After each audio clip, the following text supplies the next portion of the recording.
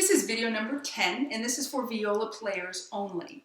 And in this video, we're going to learn how to use the music staff to identify when to play certain notes. So in the last video, you learned how to play G, F sharp, and E. And in previous videos, you learned how to play open D and open A. But now we need to know when to play those notes. What we see on the page tells us which note to play. Now you might remember me telling you that the little inside, the little note that has the letter where it was saying D and A, that's going to go away soon. So we need to not be identifying our notes by the fact that it has the little letter D inside the note or the little letter A or G or F sharp. We need to know where they live on the staff, okay? So before we start doing that, just a couple of things here. This right here is this is the handwritten version of your clef, the alto clef, which is what the viola uses. Of course, if you look at yours, it's a little bit fancier than that. I'm not going to try to make it fancier. This is what you're going to see me draw. Okay, so this is your handwritten version of the alto clef. Now here you see two sharp signs. We learned about sharps in the last video when we learned to play F sharp. Okay. Now, what I have here are two sharp signs. This right here is called a key signature. Now, there are many different key signatures.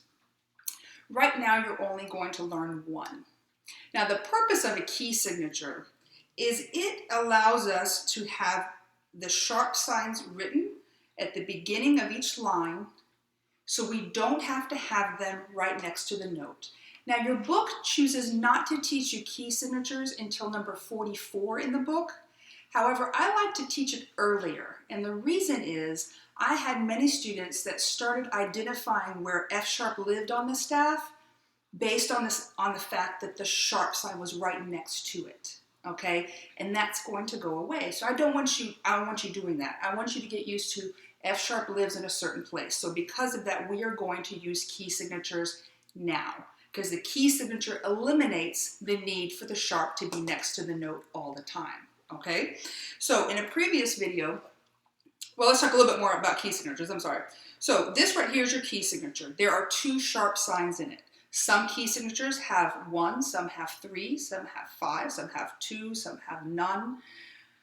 The one that you need to know right now, and the only one you will know till we get to number 93 in your book, is the key signature that has two sharps. And it is called D major, okay? D major, it's the key of D major. Here is all you need to know. This is the key signature. It is D major. It has two sharps. One of the sharps stands for all of the Fs everywhere, so all of your Fs are going to be sharp. The other sharp stands for all of the Cs. Now you haven't learned that note yet. You're going to a couple videos from now, okay? So the first one is F sharp, the second one is C sharp. All right? Those of you that play piano, you know so much more about key signatures. You're like, duh, I know that. I'm making it simple right now so that we can build on this knowledge, okay? So again, here's your clef, here's your key signature. The name of the key signature is D major. There are two sharps, F sharp and C sharp. That's all you need to know about key signatures for now, okay? In a previous video, I suggested that you start memorizing where open D and open A live on the staff. Open D, for you guys, lives on the 1, 2, 3rd space, okay? Open A lives right above the staff, right there. Okay, if you have not memorized those two yet, I would recommend you memorize that like now. Okay, get it straight in your head right now, because those two notes are going to help you to find your other notes. Now, if you play piano or if you play another instrument, these notes are going to be completely new for you, because if you play piano, you're like, that's not a D, she's wrong, that is a C sharp. No, on treble clef it is, but you're not using treble clef, okay? Remember, your clef is called the alto clef. The notes are different when we use this clef. So this is open D. Now, the way that the staff works, as we go up, the notes get higher. Just like when we add fingers, as you learned in the last video, the notes get higher. As we go up, the notes get higher. We go higher up the alphabet.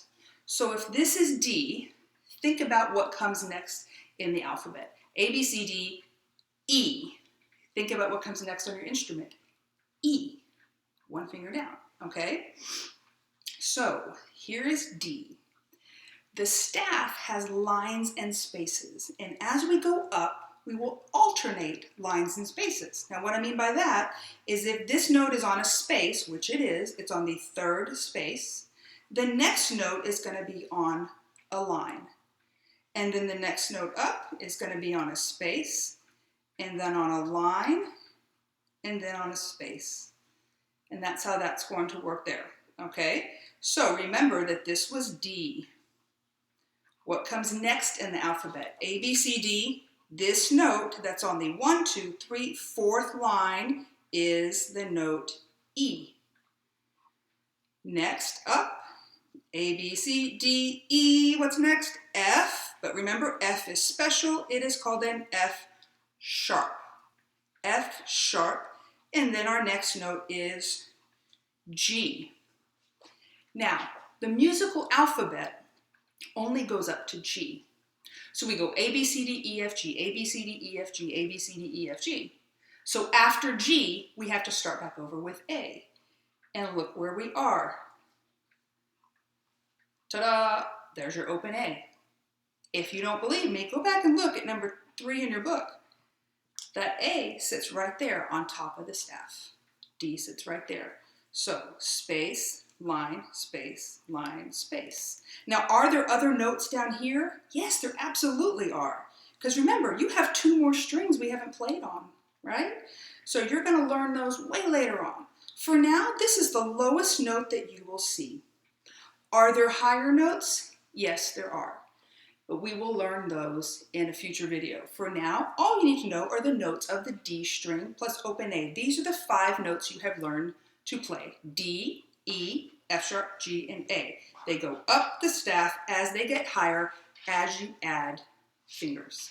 Start trying to memorize these 5 notes, and after that you only have to memorize 3 more, and then you're going to be able to play all the way to like number 92 in your book, knowing that once you know the notes. That's all you've got to do.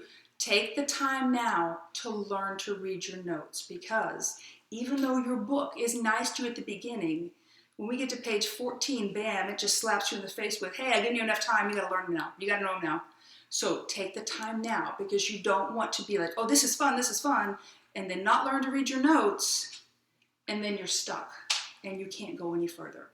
So continue to practice with these. There are online tutorials you can try. There are flashcards you can get, and things like that to help you learn to read those notes. Okay, so keep working on that, and then I'll see you in the next video.